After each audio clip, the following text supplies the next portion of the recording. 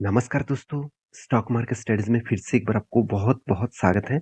तो आज यहाँ पे मैं डिस्कशन करूँगा कुछ कंपनीज़ के बारे में, कुछ इम्पोर्टेंट इन्फॉर्मेशन के बारे में।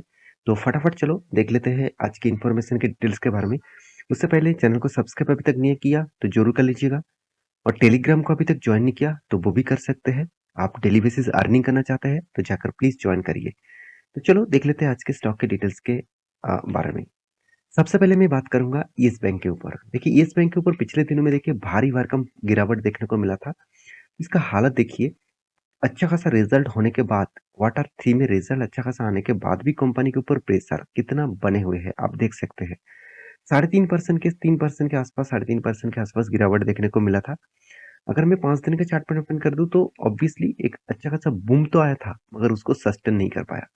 एक मंथ में कंपनी 4% तक रिटर्न दिया। 6 मंथ में कंपनी कुछ खास नहीं। 1 साल में कंपनी 14% तक रिटर्न दिया और 5 साल में कंपनी देखिए 95% तक लॉसेस दे दिया। और मैक्सिमम चार्ट पर ओपन कर दूं तो हालत किस तरीके से बिगड़ चुके थे। 2000 देखा जाए तो 2018 से 2019, 18-19 के आसपास से तो कंपनी का हालत किस तरीके से खराब हुआ आप सभी जानते हैं। इसकी जो मैनेजमेंट टीम था, वो टीम के कारण ही इस कंपनी का हालत खराब हो गया, क्योंकि वो मैनेजमेंट टीम खुद के फायदे के लिए किसी को भी लोन दे दिया और वो लोन उठा नहीं पाया। तो लोन जो कंपनी को दिया गया है, वो कंपनी सारे के सारे कंपनी बंद हो गया और इस बैंक का हालत भी खराब हो गया। अगर गवर्नमेंट इसको हेल्प नहीं करता, तो इस कंपनी कब का ज़ीरो हो जाता। तो ये बात भी आपको याद रखना होगा। इसका मैनेजमेंट को चेंज किया गया तो फिर उसके बाद थोड़ा-थोड़ा करके कंपनी के ऊपर ग्रोथ पोटेंशियल धीरे-धीरे करके ग्रोथ होने का कोशिश कर रहा है। देखिए कितना होगा कि नहीं होगा वो तो अलग बात है। तो मैं पिछले दिनों में एक वीडियो बना के आपको दिया था कि कंपनी ने जो लॉस कर रहे थे, कंपनी जो लॉस कर रहे थे, तो वो लॉस के हिसाब से, मतलब लॉस मतलब बड़ा लॉसेस नहीं, प्रॉफिट मार्जिन जो कम हो रहा था, ओपीएम भी कम हो रहा था, साथ ही साथ कंपनी का जो इनकम है उसके हिसाब से कंपनी के इंटरेस्ट भी ज़्यादा देना पड़ रहा था, एक्सपेंस भी हो रहा था, तो इसलिए कंपनी का देखिए फाइनेंशियल प्रॉफिट जो है तो वो नेगेटिव में था। तो आप कहेंगे सर, कंपनी का सारे पॉइंट्स ऑफ व्यू से देखा है तो कंपनी में एक्चुअली लॉस में है। तो कंपनी एक्चुअली लॉस में है, तो प्रॉफिट कहाँ से आया? यहाँ पे जो कंपनी 200 करोड़ का, 55 करोड़ का प्रॉफिट दिखा रहे वो कहाँ से आया? वो आपको दिखाऊंगा यहाँ से। कहाँ से? अदर्स प्रॉफिट से, अदर्स इनकम से। कंपनी का अदर्स इनकम हुआ तो अदर्स इनकम कहाँ से आया? वो आप देख सकते हैं, अदर्स इनकम नॉर्मल। इसका मतलब कंपनी किसी भी कंपनी के ऊपर निवेश किया, कहा कहा किसी जगह पे इन्वेस्ट किया और उसी से कंपनी का एक्स्ट्रा इनकम आया और यही इनकम आने के बाद कंपनी का प्रॉफिट एंड लॉस में आपको प्रॉफिट दिख रहा है, नहीं तो आपको लॉसेस दिखेगा। और स्टॉक के ऊपर गिरावट का जो कारण बनने वाले थे मैं पहले आपको डिस्कस कर चुका था कि कंपनी एक्चुअली देखा जाए तो कंपनी प्रॉफिट जो किया, जो पिछले सालों में दिसंबर सॉरी सॉरी क्वार्टर फोर में, मतलब मार्च एंड होने के बाद 372 करोड़ का प्रॉफिट किए थे और जो इस बार बन चुके 206 करोड़ का। तो बहुत सारे लोग खुश हो रहा था क्योंकि पिछले क्वार्टर में 55 करोड़ का प्रॉफिट हुआ था। तो देखिए ये बात देखकर खुश मत हो जाना। हमेशा कंपैरिजन किया जाता है ईयर ऑफ ईयर पे, मतलब साल भर में उस साल के उस टाइम में क्या प्रॉफिट था, आज क्या प्रॉफिट हुआ, तो उस हिसाब से प्रॉफिट मार्जिन कम हो गया। और रही बात कंपनी में जो बेस्ट पॉइंट ऑफ व्यू से मुझे जो बेस्ट पॉइंट लगा, मैं आपके साथ शेयर भी किया हूँ पूरा के पूरा डिटेल्स इसका रिजल्ट में, वो है कंपनी का एनपीए। कंपनी एनपीए को देखिए बहुत अच्छी तरीके से मेंटेन किया। तो पहले तो क्वार्टर टू तक कंपनी का एनपीए 4.5%, 5.5% के आसपास देखने को मिला था। आज वो एनपीए 1% के नीचे आ चुके हैं, 0.83% के आसपास। जिस तरीके से एनपीए एचडीएफसी आईसीआईसीआई बैंक का देखने को मिल जाते हैं, उसी तरीके से देखने को मिला है। एक पॉइंट ऑफ व्यू से मैं जरूर कहूंगा, एक एक पॉजिटिविटी यहाँ पे देखने को मिल रहा है धीरे धीरे करके। तो उस हिसाब से कंपनी के ऊपर स्टडी करना। तो अभी येस बैंक के ऊपर न्यूज क्या है वो आपको बता दूं। आप देख सकते हैं येस बैंक एक्सपेक्ट कर रहा है कि continuously improvement in the NIM. तो एनआईएम का मतलब क्या होता है? Net interest margin. देखिए जो मैं आपको एनपीए दिखाया था ना, नॉन परफॉर्मिंग एसेट, वो परसेंटेज धीरे धीरे करके कम हो रहा है, तो इसका फायदा होगा एनआईएम में। तो नेट नेट जो इंटरेस्ट मार्जिन है वो बढ़ेगा। तो कंपनी का नेट इंटरेस्ट मार्जिन बढ़ना चाहिए, क्योंकि उसके ऊपर इम्प्रूव नहीं होगा तो उस मार्जिन के ऊपर जो कंपनी इंटरेस्ट से ही तो बैंक कमाते हैं, तो उसमें इम्प्रूव नहीं होगा तो कंपनी का ग्रोथ कहाँ से होगा। तो इन्होंने खुद, मतलब इनका जो सीईओ है उन्होंने खुद यहाँ पे इस तरीके से कमिटमेंट किए हैं। तो इस कमिटमेंट के हिसाब से कंपनी का अगर ग्रोथ होता है तो येस बैंक के ऊपर एक अच्छा खासा मोमेंटम आपको देखने को मिल सकता है। तो ऑब्वियसली एक पॉजिटिव साइन है। फिर भी कंपनी का रिजल्ट खराब हुआ, कंपनी में कुछ पिछले सालों के कंपैरिजन में रिजल्ट खराब हुआ, इसके चलते स्टॉक के ऊपर एक गिरावट का माहौल बनने वाले थे, वो ही बन चुके हैं। तो इसके लिए पैनिक सिचुएशन आपको करने का जरूरत नहीं, पहले से ही तो कंपनी पैनिक सिचुएशन क्रिएट कर चुके हैं। कंपनी का चार्ट पैटर्न तो एक ही रेंज में लोअर साइड में ट्रेड कर रहा है। तो एज ए ट्रेडिंग पर्पस में इस कंपनी के ऊपर मैं देखता हूँ, एज ए इन्वेस्टमेंट पर्पस में नहीं। आपका क्या राय है मुझे जरूर कमेंट करना। सेकेंड जो कंपनी है, इंडिया के fourth largest IT sector company जिसका नाम है विप्रो। आज विप्रो को देखकर आप हैरान हो जाएंगे, क्योंकि ये कंपनी 52 वीक के हाई दिखा दूं तो 537 के आसपास इसका प्राइस था। आज 377 के आसपास चल रहा है।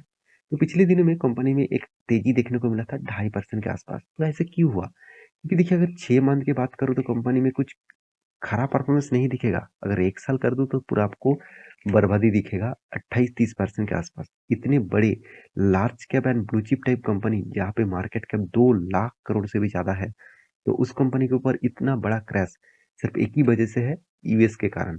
क्योंकि इस कंपनी के भारी एक इम्पैक्ट यूएस मार्केट में आपको देखने को मिल जाता है, जिसके चलते हुए मतलब यूएस बैंकिंग के ऊपर, फाइनेंस के ऊपर ज्यादा से ज्यादा काम विप्रो करते हैं। तो इसीलिए इस कंपनी के ऊपर सबसे ज्यादा प्रेशर देखने को मिला। फिर भी मैं आपको बार बार बोलता हूँ, बहुत बार बोल चुका हूँ, अच्छे कंपनी में अभी कभी भी आपको सस्ते में मिले तो उसके ऊपर इन्वेस्टमेंट करने के लिए चूकना मत। उसके ऊपर लॉन्ग जर्नी के लिए इन्वेस्टमेंट जरूर करिएगा। तो इस कंपनी की एक बहुत बड़ा अपडेट आया। अगर अपडेट सही हुआ तो बहुत अच्छा रैली दिखेगा। अगर अपडेट गलत हुआ तो कंपनी के ऊपर और भी बड़ा गिरावट आपको देखने को मिल सकता है। तो ऐसा कौन सा अपडेट है, चलो मैं आपको दिखा देता हूँ। तो अपडेट क्या है, माइंड दिग्गज वेबसाइट के ऊपर आ चुका है। तो अपडेट यहाँ पे दिया गया है कि Wipro share price jump as IT company board to consider buyback of share soon. इसका मतलब क्या है, बाईबैक। देखिए, बाईबैक क्या होते हैं बहुत बार मैं डिस्कस भी कर चुका हूँ, फिर भी मैं आपको बता रहा हूँ कि बाईबैक मान के चलिए प्रोमोटर प्रोमोटर के पास, मान के चलिए मैं एग्जांपल दे रहा हूँ, मान के चलिए प्रोमोटर के पास 50% हिस्सेदारी है। तो प्रोमोटर चाहते हैं कि कंपनी के ऊपर वो शेयर खरीदारी करेंगे, तो वो तो डायरेक्ट जाकर ओपन मार्केट में बाई सेल कर नहीं सकते हम लोगों के जैसा। तो उसको क्या करना पड़ेगा, बाईबैक ले आना पड़ेगा। तो कंपनी का प्रोमोटर अगर खुद माल बेचना चाहेंगे तो उसके लिए उसको ओएफएस उसके लिए उसको ओएफएस भी ले आना पड़ता है। और अगर वो खुद का कंपनी की हिस्सेदारी खरीदना चाहते हैं तो इसके लिए बाईबैक ले आते हैं। तो बाईबैक ले आने से कंपनी का क्या करना पड़ेगा, कंपनी को प्राइस ज्यादा देना पड़ेगा। मान के चलिए अभी इसका प्राइस कितना है, अभी इसका प्राइस 377 है। मान के चलिए कंपनी अगर बोल दिया कि मैं 5% हिस्सेदारी में खरीदारी करूंगा, तो इसके लिए तो कंपनी इस प्राइस में अगर खरीदारी करना चाहेंगे तो वो खरीदारी नहीं कर पाएंगे।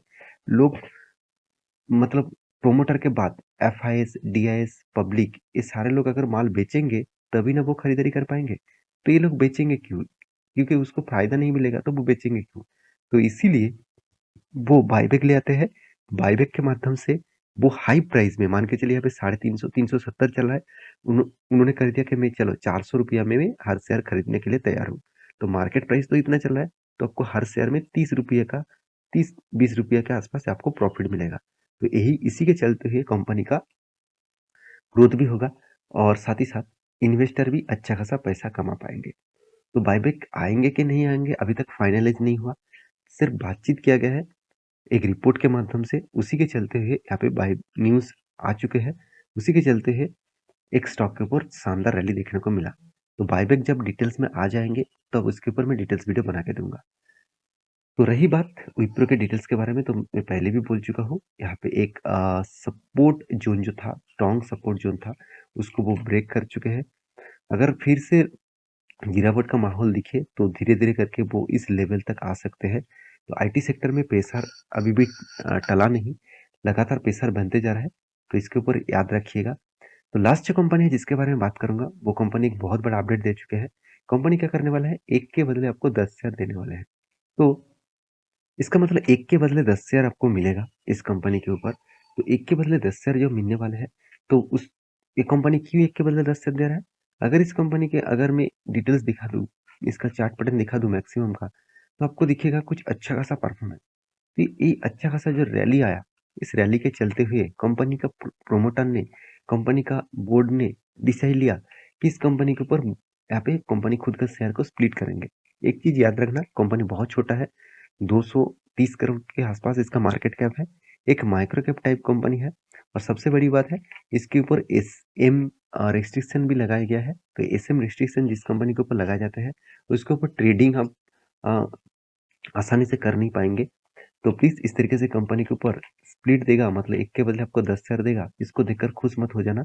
तो मैं इस अपडेट देने के लिए ही मैं इस कंपनी के बारे में बातचीत कर रहा हूँ। बाकी आपके क्या राय है, मुझे जरूर कमेंट करना। तो ये था कुछ कंपनी के डिटेल्स। तो मेरे वीडियो अच्छा लगे तो प्लीज लाइक करना, चैनल को सब्सक्राइब भी करना। मिलते हैं नेक्स्ट वीडियो में, तब तक के लिए अच्छे से रहिए, अपने ख्याल रखिए।